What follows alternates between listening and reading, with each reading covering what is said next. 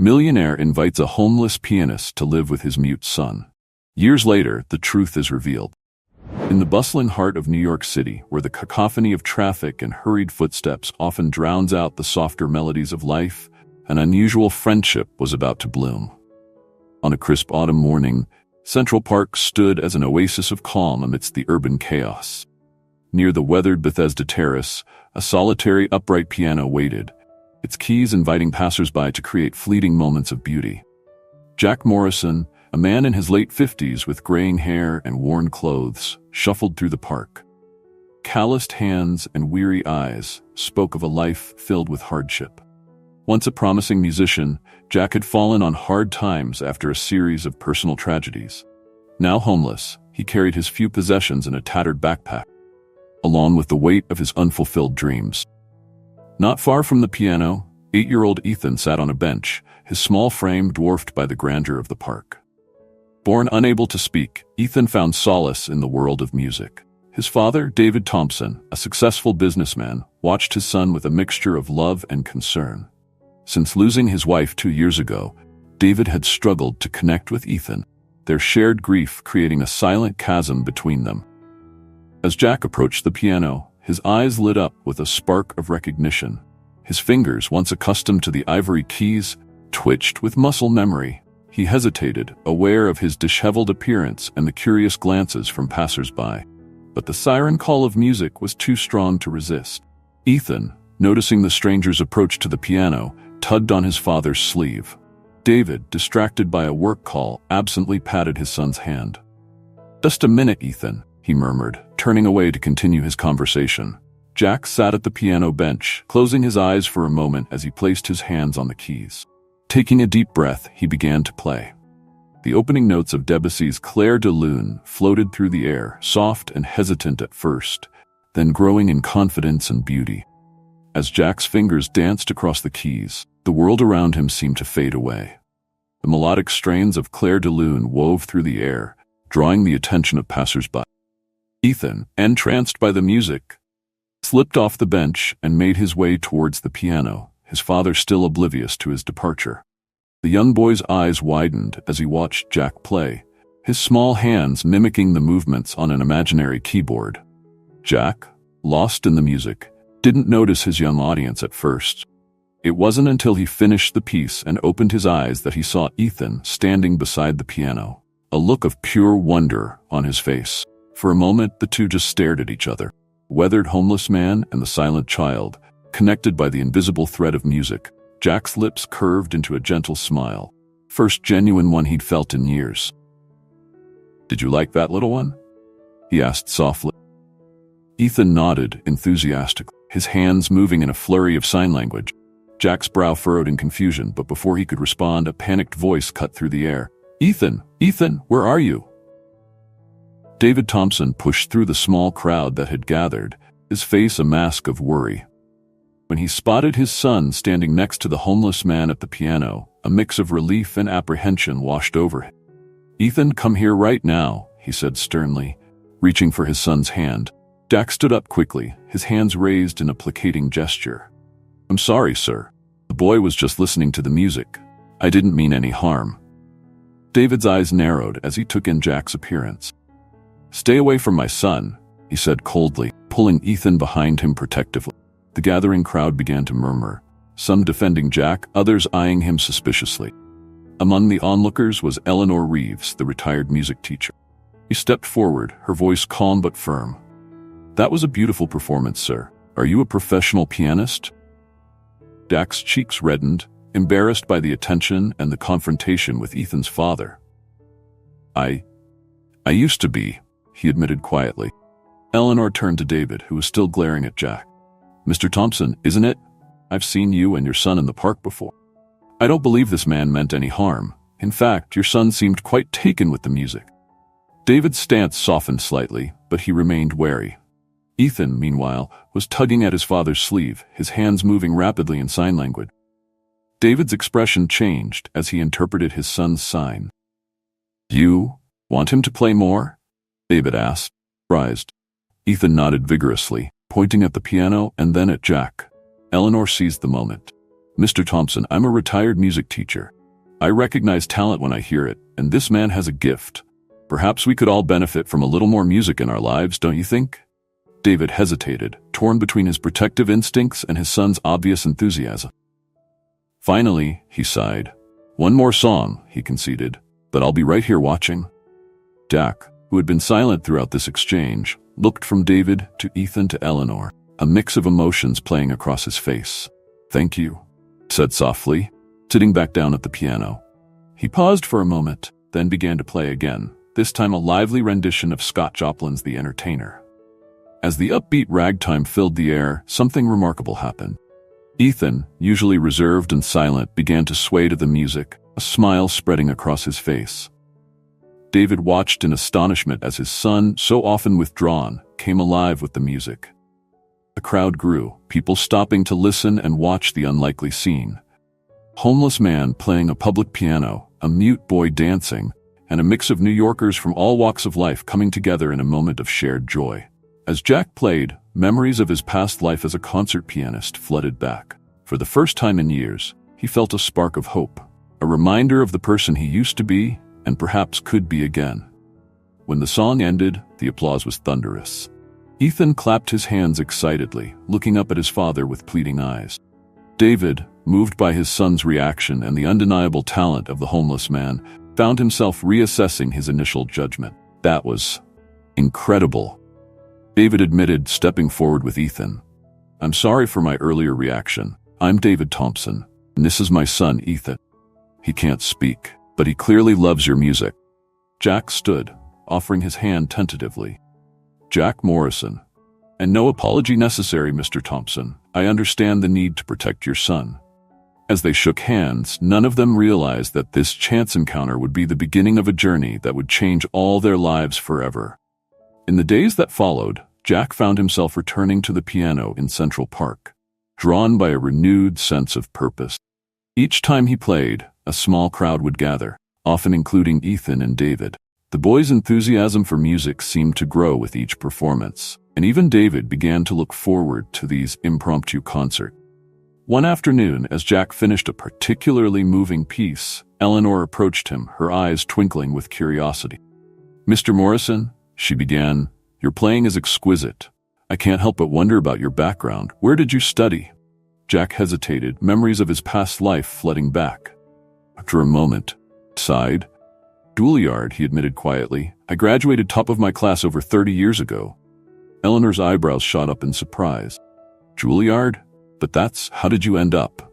She trailed off, realizing the insensitivity of her question. Jack gave a sad smile. Life has a way of taking unexpected turns, Mrs. Reeves. I had a promising career, but... Pause, voice catching. I lost my wife and daughter in a car accident. I was driving. After that, I couldn't bring myself to play anymore.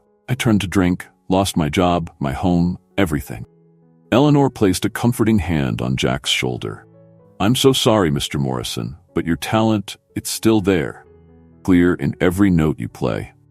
As they talked, David approached Ethan.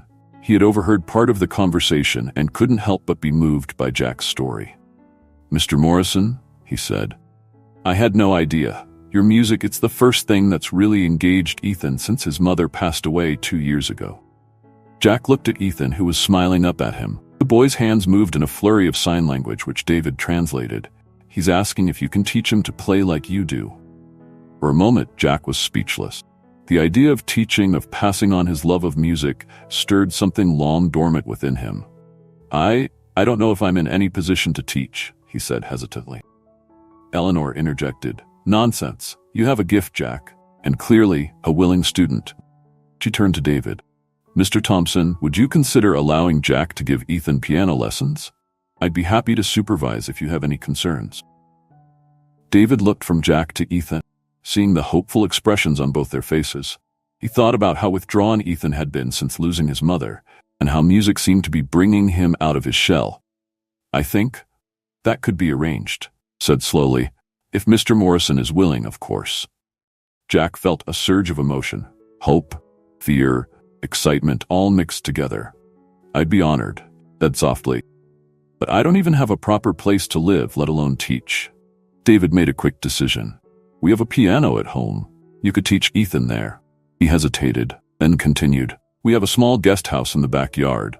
It's not much, but if you're willing to give Ethan regular lessons, it's yours to use. Jack stared at David in disbelief. Mr. Thompson, I don't know what to say. That's incredibly generous. Please, call me David, replied. And it's the least I can do. Your music has brought a light back into my son's eyes that I haven't seen in years. As the reality of the situation sank in, Jack felt a mixture of gratitude and trepidation. This was a chance to reclaim a part of himself he thought was lost forever, to make a difference in a child's life, and perhaps find a path back to the world he had left behind. Eleanor watched the scene unfold, a satisfied smile. She had recognized something special in Jack from the first moment she heard him play, and now she saw the potential for healing, not just for Jack, for Ethan and David as well. As they made plans for Jack's first official lesson, none of them could have predicted the profound impact this decision would have on all their lives, or the challenges that lay ahead. The following week, Jack found himself standing at the gate of the Thompson residence, a modest but well-maintained home in a quiet neighborhood. His few possessions were tucked into his worn backpack, and his hands trembled slightly as he rang the doorbell. David answered, greeting Jack with a warm smile. Welcome, Jack. Come on in, let me show you around. As they walked through the house to the backyard, Jack couldn't help but feel out of place. The comfortable furnishings and family photos lining the walls were a stark contrast to the life he'd been living on the streets. When they reached the guest house, Jack was overwhelmed by its cozy simplicity. Small bedroom, a kitchenette, and a tiny living area. I hope this will be comfortable for you, David said. The main house is always open if you need anything. Jack swallowed hard, fighting back tears. It's more than I could have ever asked for, David. Thank you. As Jack settled in, the reality of his situation began to sink in. This was a chance at a new life, but it also meant confronting the demons he'd been running from for years. The piano in the main house beckoned to him, both a source of comfort and a reminder of his painful past. Ethan's first lesson was scheduled for the next day. That night, Jack tossed and turned, plagued by doubts. Could he really do this? Was he worthy of this second chance? The temptation to flee, to return to the numbing familiarity of life on the streets was strong. But when morning came and Jack saw Ethan's excited face as he sat down at the piano, something shifted inside him. As he guided the boy's small hands over the keys, explaining the basics of rhythm and melody, Jack felt a sense of purpose he hadn't experienced in years. Over the next few weeks, a routine developed. Jack would give Ethan lessons 3 times a week, and in between, he practiced relentlessly, determined to regain his former skill. David, initially cautious, began to relax as he saw the positive effect the lessons were having on Ethan. However, Jack's journey was far from smooth. The years of neglect had taken their toll on his body and mind. Some days his hands would shake so badly he could barely play. On others, the memories of his lost family would overwhelm him, leaving him paralyzed with grief. One particularly difficult evening, after a challenging lesson where nothing seemed to go right, Jack found himself staring at a liquor store across the street. The urge to drown his sorrows, to escape the weight of expectations and memories, was almost overwhelming. As he stood there, wrestling with temptation, he felt a small hand slip into his. Looking down, he saw Ethan, concern evident in his young eyes. The boy's free hand moved in sign language, which Jack had been learning alongside their piano lesson. Music makes us happy, Ethan signed. Please don't be sad. Those simple words broke through Jack's despair. He squeezed Ethan's hand and led him back to the house, away from the liquor store and the pull of his old life. That night, after Ethan had gone to bed, Jack confided in David about his near relapse. Instead of judgment, he found understanding and support. Recovery isn't a straight line, Jack, David said. We all have our struggles. What matters is that you're here, trying. That means everything to Ethan and to me. Encouraged by David's words and Ethan's unwavering enthusiasm, Jack doubled down on his commitment to teaching and to his own recovery. He began attending support group meetings for recovering addicts and sought therapy to deal with his unresolved grief. As the weeks turned into months, the changes in Jack became evident. His posture straightened, his eyes cleared, and his playing took on a depth and emotion that moved everyone who heard it. Ethan, too, was thriving under Jack's tutelage. Though still unable to speak, the boy's musical vocabulary expanded rapidly, and he began composing simple melodies of his own. Transformation extended to David as well. Watching his son blossom and seeing Jack's dedication inspired him to reassess his own life. He began spending less time at the office and more time at home, rediscovering the joy of being present in his son's life. However, Jack's progress also brought new challenges. As news of his talent spread through the neighborhood, offers for private lessons and small performances started coming in. Jack was torn between his gratitude to the Thompsons and his desire to rebuild his career. One evening, after a particularly successful lesson where Ethan had mastered a difficult piece, Jack decided to broach the subject with David. "David, I can't thank you enough for everything you've done for me," Jack began hesitantly. "You and Ethan have given me a new lease on life. But I've been thinking, maybe it's time for me to start taking on other students to try and support myself." David was quiet for a moment, and Jack feared he had overstepped. But when David spoke, his voice was filled with warmth. "Jack, that's wonderful news. Of course you should pursue this. You've worked hard to get to this point." Relieved, Jack continued, "I'd still want to keep teaching Ethan, of course. His lessons would always be my priority." David smiled. "I wouldn't have it any other way. Ethan adores you, and your lessons have meant the world to him. To both of us, really." As Jack embarked on this new phase of his life, he felt a mix of excitement and trepidation. Each new student brought their own challenges and rewards, but none could match the special bond he had formed with Ethan. While Jack's life was transforming, Eleanor Reeves had been busy behind the scenes. Inspired by Jack's story and talent, she had reached out to her contacts in the music world, including some former colleagues at the local community center. One crisp autumn morning, almost a year after Jack's first encounter with Ethan in the park, Eleanor invited Jack to meet her for coffee. As they sat in a cozy cafe, Eleanor could hardly contain her excitement. "Jack, I have a proposition for you," she began, her eyes twinkling. "The community center is starting a music program for underprivileged children, and they need a piano teacher. I immediately thought of you." Jack's eyes widened in surprise. "Me? But Eleanor, I'm just getting back on my feet. I'm not sure I'm qualified to." Eleanor cut him off gently. "Nonsense. You're more than qualified. Your experience, both as a musician and as someone who has overcome tremendous obstacles, makes you uniquely suited for this role. These children need someone who understands struggle and the transformative power of music." As Jack considered the offer, he thought about his journey over the past year. From a homeless man playing a public piano to a respected teacher with a growing list of students, he had come so far. But this opportunity presented a chance to give back in a meaningful way. I'd be honored," Jack finally said, his voice thick with emotion. "But what about my lessons with Ethan and my other students?" Eleanor smiled reassuringly. "Program would only be a few days a week. You'd have plenty of time for your private students. Who knows? Maybe Ethan could even volunteer to help sometimes. It could be good for him to interact with other children who love music." The idea took root in Jack's mind, growing into a vision of possibility. He thought about the children he could reach, the lives he could touch through music, just as Ethan had touched his. Meanwhile, David had been grappling with changes of his own. Inspired by Jack's journey and Ethan's progress, he had been reevaluating his priorities. The long hours at the office that had once seemed so important now felt empty compared to the joy of watching his son flourish. One evening, as Jack was finishing up Ethan's lesson, David broached a subject that had been on his mind for weeks.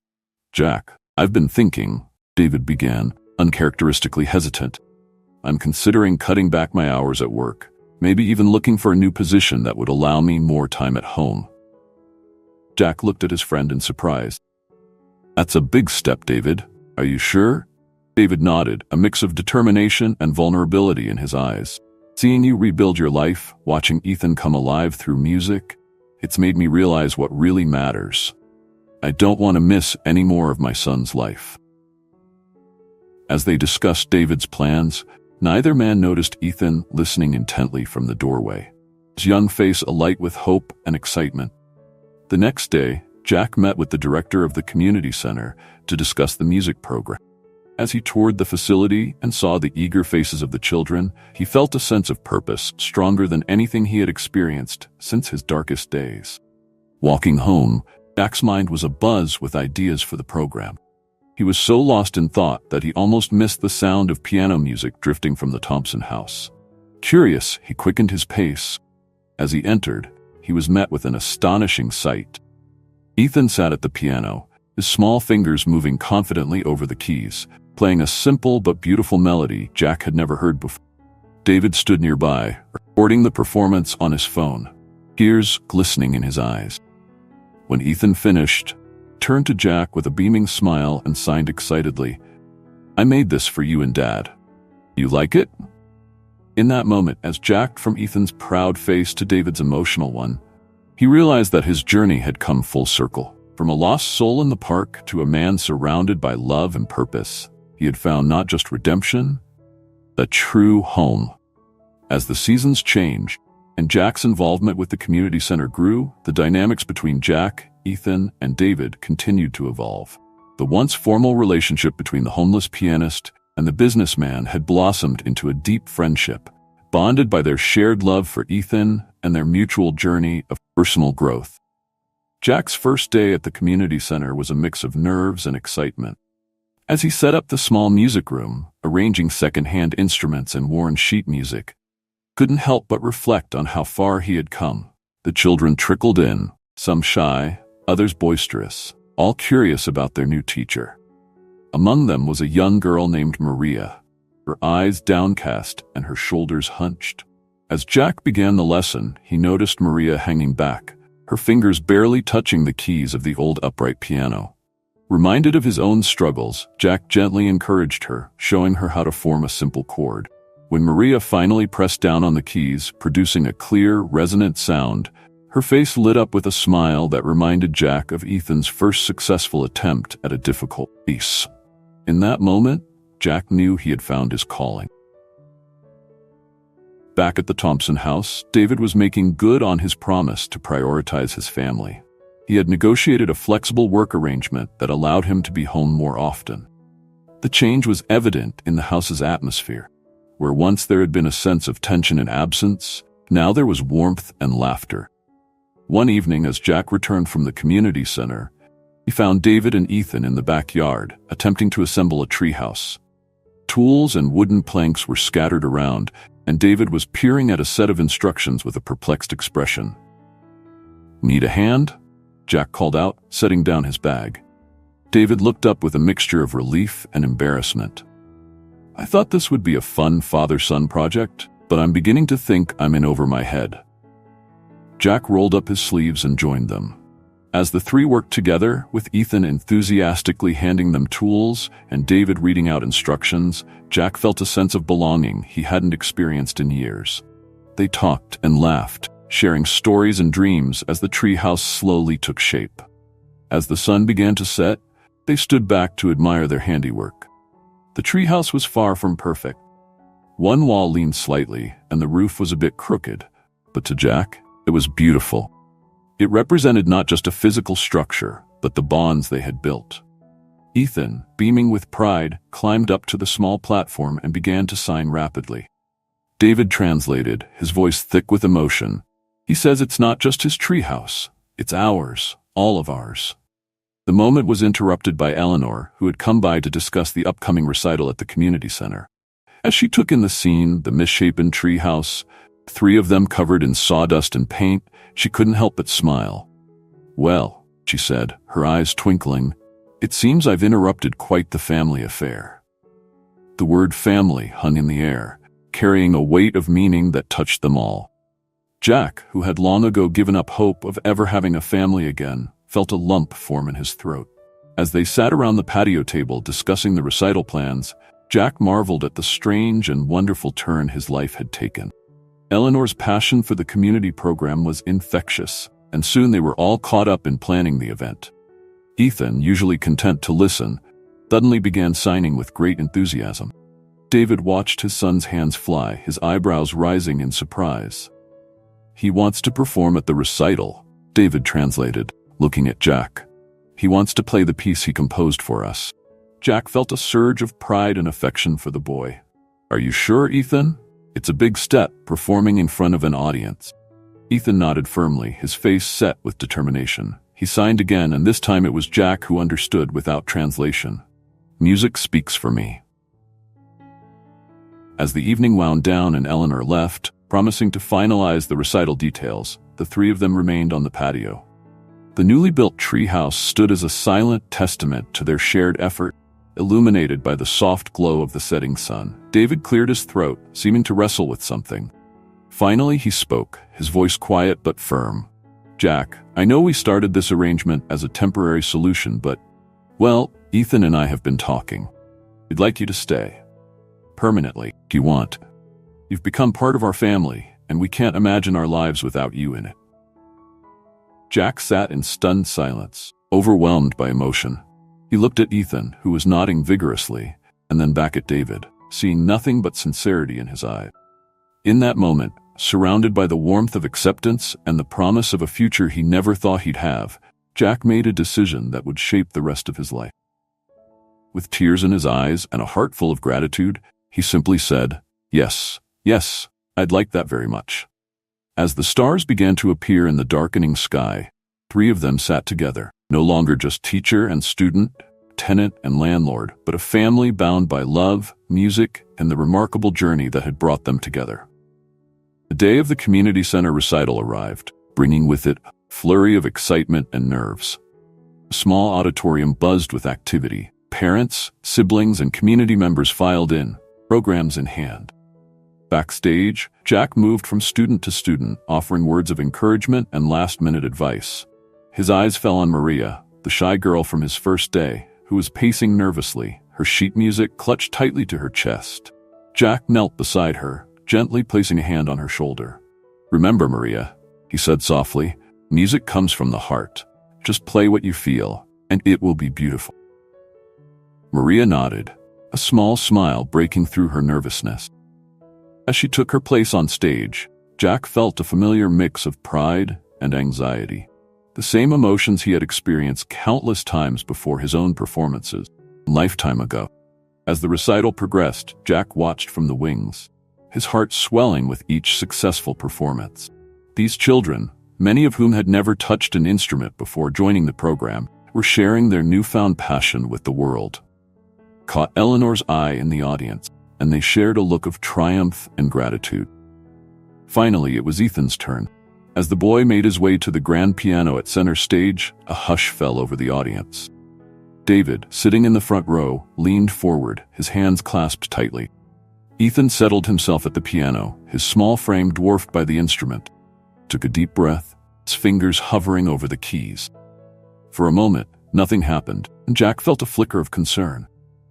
Then Ethan began to play.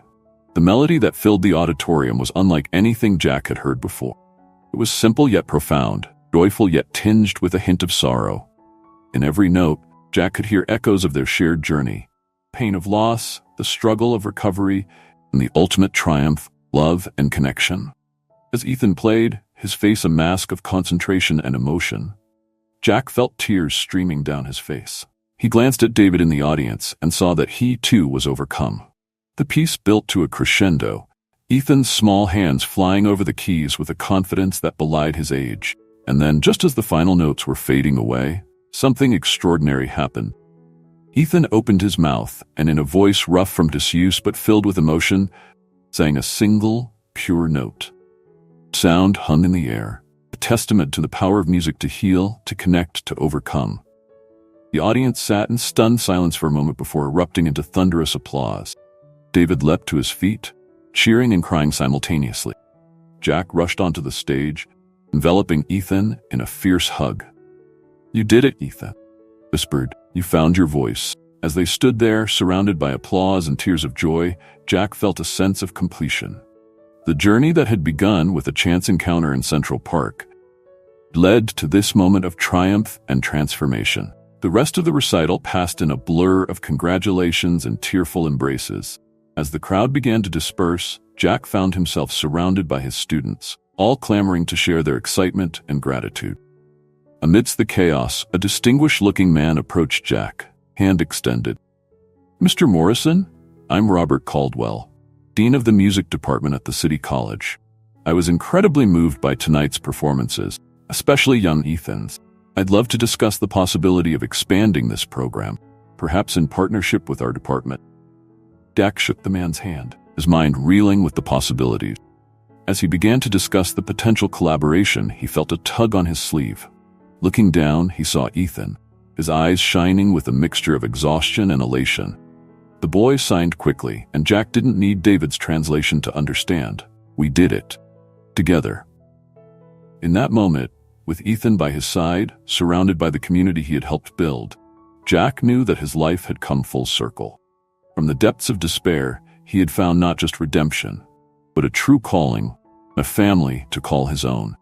As they left the auditorium, stepping out into the cool night air, Jack felt a profound sense of gratitude. The music that had once been his downfall become his salvation, and in sharing it with others, he had found a harmony more beautiful than any he had ever played.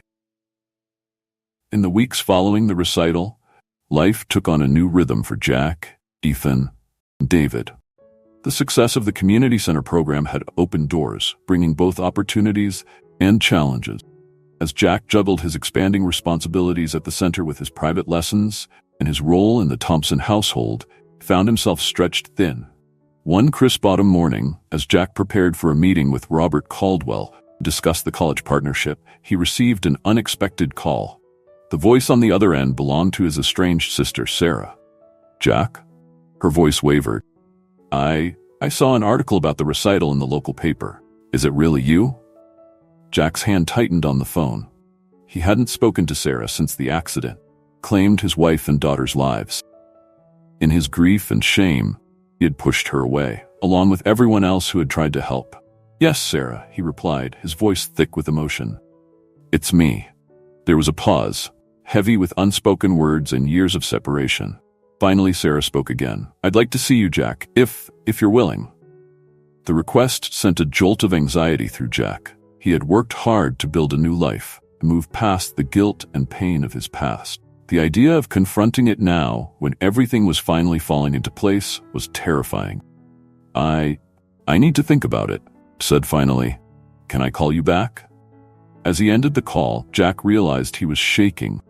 The carefully constructed walls he had built around his past were threatening to crumble, and he wasn't sure if he was ready to face what lay behind them.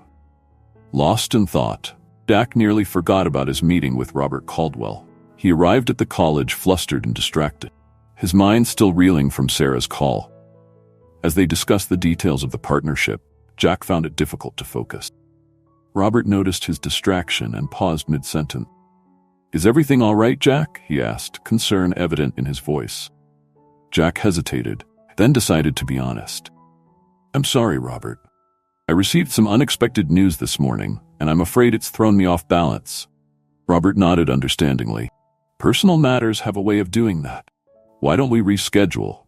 This partnership is important, and I'd like you to be fully present when we discuss it." Grateful for the reprieve, Jack agreed. As he left the college, he found himself wandering aimlessly through the city streets, his mind a whirlwind of memories and emotions.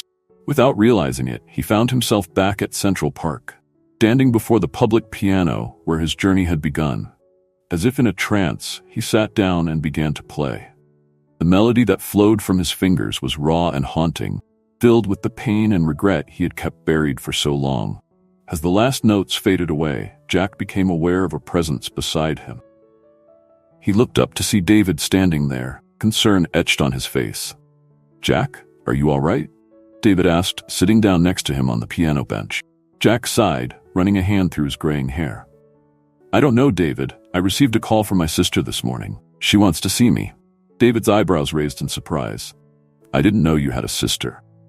"There's a lot about my past that I haven't shared," Jack admitted. "After I lost my family, I pushed everyone away, including Sarah." David was quiet for a moment, processing this new information. "What are you going to do?" finally asked. Jack shook his head. uncertainty clear in his eyes. I don't know. I've worked so hard to build this new life. Seeing Sarah, it feels like opening a door I've kept locked for years. Maybe it's time to open that door, David said gently. You've come so far, Jack. You're stronger now than you were then. As they sat there, the sounds of the park surrounding them, Jack felt a surge of gratitude for David's friendship. Thank you, said softly. Everything. David smiled, placing a hand on Jack's shoulder. That's what family does. The word family hung in the air, reminding Jack of all he had gained and all he had lost. With a deep breath, he made a decision. I'm going to call her back. I think it's time to face my past. The next day, Jack found himself sitting in a small cafe, his heart pounding as he waited for Sarah to arrive. When she walked in, he almost didn't recognize her. The years had left their mark, just as they had on him. Jack, she said, her voice barely above a whisper. Sarah, he replied, standing to greet her. For a moment, they stood there, the weight of years and unspoken words between them. Then, without warning, Sarah stepped forward and enveloped Jack in a tight hug. The dam broke, and Jack found himself crying, years of pent-up emotion pouring out. As they sat down, wiping away tears, Jack began to talk. He told Sarah everything, about his descent into alcoholism, his years on the street, and finally about Ethan and the Thompsons. Sarah listened, her eyes filled with a mixture of sorrow and relief. I'm so sorry, Jack, he said when he finished. I should have tried harder to reach you. Jack shook his head. No, Sarah, I pushed you away. I couldn't face anyone who reminded me of before. They talked for hours, rebuilding the bridge between them piece by piece. As the sun began to set, casting long shadows through the cafe windows, Sarah reached across the table and took Jack's hand. I've missed you, big brother, she said, her voice thick with emotion. I'd like to be part of your life again, if you'll let me. Jack felt a weight lift from his shoulders, a weight he hadn't even realized he'd been carrying. I'd like that, he said, squeezing her hand. That evening, as Jack walked back to the Thompson house, he felt a sense of peace he hadn't experienced in years. Past and present were no longer at war within him. Instead, they had found a way to coexist. As he approached the house, he saw Ethan sitting on the front steps, clearly waiting for him. The boy's hands moved rapidly as Jack drew near. Are you okay? Ethan signed, his face etched with concern. Dad said you were dealing with something difficult. Jack sat down next to Ethan, putting an arm around the boy's shoulders. I am now, he said, both speaking and signing, and I have something important to tell you and your dad. Later that night, after Ethan had gone to bed, Jack and David sat in the living room. Jack had just finished telling David about his meeting with Sarah. I'm proud of you, Jack, David said. Facing your past takes courage. Jack nodded, feeling a mix of exhaustion and relief. Couldn't have done it without you and Ethan. You gave me the strength to face my demons. David leaned forward, his expression serious. Jack, I've been thinking. We've talked about you staying here permanently, but I'd like to make it official. I'd like to legally adopt you as Ethan's godfather. Jack stared at David, stunned. David, I don't know what to say. David smiled. Say yes. You're already part of this family in every way that matters. This just makes it official. Overwhelmed with emotion, Jack could only nod, tears streaming down his face. As the two men embraced, Jack felt the last pieces of his life falling into place. He had faced his past, reconciled with his sister, and found a family who loved him unconditionally. The journey that had begun with a simple piano in the park had led him here, to a place of healing, hope, and harmony. The following months brought a whirlwind of changes for Jack and the Thompson. The adoption process, while lengthy, proceeded smoothly, formalized by a small ceremony attended by David, Ethan, Jack, Sarah, and Eleanor. Jack's reconciliation with Sarah brought an unexpected dimension to their expanding family. She quickly formed a bond with Ethan, her natural warmth and patience complementing Jack's musical guidance. Her presence filled a void that neither Jack nor David had fully recognized, the need for a maternal figure in Ethan's life. The community center program continued to flourish under Jack's leadership.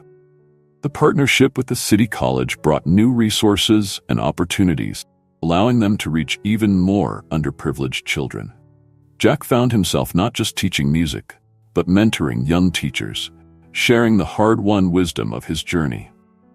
One crisp autumn day, almost 2 years to the day since Jack had first played that public piano in Central Park, he received an unexpected invitation. The New York Philharmonic was organizing a special concert series titled Unsung Heroes. Featuring musicians with extraordinary stories, they wanted Jack to be their opening act. The invitation stirred a mix of excitement and trepidation in Jack. It had been years since he had performed on such a prestigious stage. The thought of playing for a large audience again was both thrilling and terrifying. As he shared the news with his family over dinner that night, their reactions were immediate and enthusiastic. Ethan's hands flew in excited signs, while David beamed with pride. Sarah, who had been visiting for the weekend, squeezed Jack's hand supportively. "You have to do it, Jack," David said. "It's time for the world to hear your music again." Ethan nodded vigorously, then signed, "We'll be there, all of us." Jack looked around the table at the faces of his family. David's encouraging smile, Ethan's excited grin, Sarah's supportive gaze. He thought about how far he had come, from a man who had lost everything to one surrounded by love and purpose. "All right," he said, his voice filled with determination. "I'll do it, but on one condition." They looked at him questioningly. "Ethan," Jack said, turning to the boy, "I want you to perform with me. Piece you composed, the one that brought your voice back. Will you do that?" Ethan's eyes widened in surprise, then filled with joy. He nodded emphatically, nearly knocking over his glass in his excitement. As they began to plan and prepare for the performance, Jack felt a sense of coming full circle. The music that had once been his downfall had become his salvation, and now it would be his triumph. But more than that, it would be a celebration of the family he had found, the lives he had touched, and the journey that had brought him from the depths of despair to the heights of joy. With Ethan by his side and the support of his family behind him, Jack knew that whatever challenges lay ahead, he would face them with courage, grace, and most importantly, with music in his heart. As the day of the Philharmonic performance approached, Jack found himself reflecting on the incredible journey that had led him to this moment. Each practice session with Ethan became not just a preparation for the concert, but a celebration of how far they had both come. One evening, after a particularly intense rehearsal, Jack and Ethan sat side by side on the piano bench, both exhilarated and exhausted. Jack looked at the boy, no longer the silent, withdrawn child he had first met, but a confident young musician with a bright future. "You know, Ethan," Jack said, his voice soft with emotion, "when I first started teaching you, I thought I was the one doing all the giving. But the truth is, you've taught me just as much as I've taught you." Ethan tilted his head curiously, his hands moving to ask, "What did I teach you?" Jack smiled, taking a moment to gather his thoughts. "You taught me that it's never too late to start over.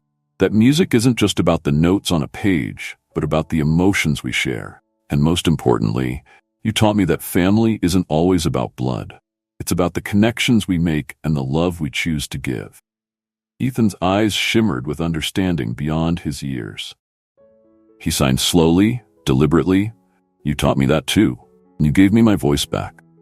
Overwhelmed, Jack pulled Ethan into a hug, marveling at the bond they had formed. As they sat there, the soft afternoon light filtering through the windows, Jack realized how much he had grown. The bitterness and self-loathing that had once consumed him had been replaced by gratitude and purpose. Later that night, unable to sleep, Jack found himself in the backyard, gazing up at the stars. David joined him, silently offering a cup of tea. "Penny for your thoughts?" David asked after a while. Jack chuckled softly. "I'm not sure they're worth that much. Just reflecting, I suppose, on everything that's happened. Sometimes I still can't believe how much my life has changed." David nodded, understanding in his eyes. "You know, when I first offered you a place to stay, I thought I was just helping out a talented musician who had fallen on hard times. I never imagined how much you would change our lives." "You took a big risk," Jack acknowledged.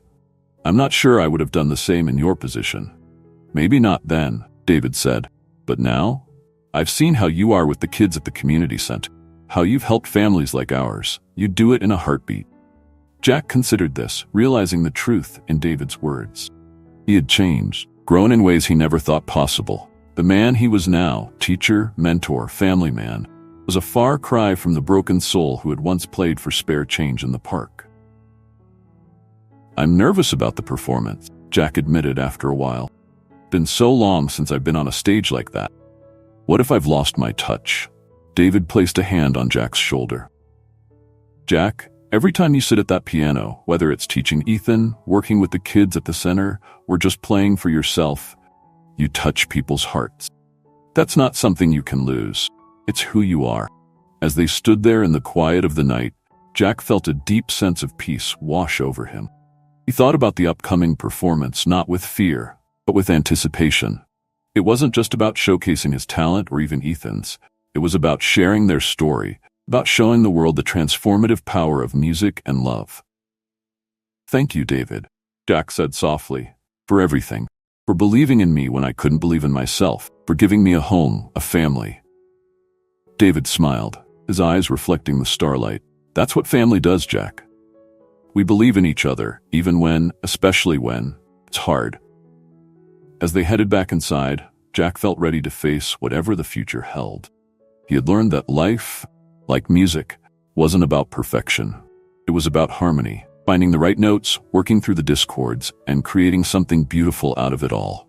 With his family by his side and music in his heart, Jack knew that the best was yet to come. Performance at the Philharmonic wouldn't be an end, but a new beginning, another movement in the symphony of his life. The night of the performance arrived, the concert hall buzzing with anticipation. As Jack and Ethan waited in the wings, they could hear the murmur of the audience, the rustle of programs, the soft tuning of the orchestra. Jack knelt down to Ethan's level, looking into the boy's eyes. "Remember," he said, both speaking and signing, "no matter what happens out there, we've already won. This performance is a gift, to ourselves, to our family, and to everyone who believes in the power of second chances." Ethan nodded, his face a mixture of nervousness and excitement. He signed quickly. "Together, together," Jack affirmed, squeezing Ethan's shoulder. As they walked onto the stage, the applause washed over them. Jack saw David, Sarah, and Eleanor in the front row, their faces beaming with pride. He took his place at the grand piano, Ethan standing beside him, and for a moment, everything else faded away. It was just them, the piano, and the music that had brought them together. They began to play, Jack's experienced hands and Ethan's young fingers working in perfect harmony. The piece told their story, of loss and redemption, of silence and song, of a journey from solitude to family. As the final notes faded away, there was a moment of profound silence before the audience erupted into thunderous applause. Standing to take their bow, Jack felt a sense of completion. The music that had once been his downfall, become his salvation, and in sharing it, he had found a harmony more beautiful than any he had ever played. As they left the stage, greeted by hugs and tears from their family, Jack knew that this wasn't an ending, but a new beginning. He had learned that life, like music, was about finding the right notes, working through the discords, and creating something beautiful out of it all. With his family by his side and music in his heart, Jack stepped forward into the next movement of his life's symphony, ready to face whatever melodies and harmonies awaited.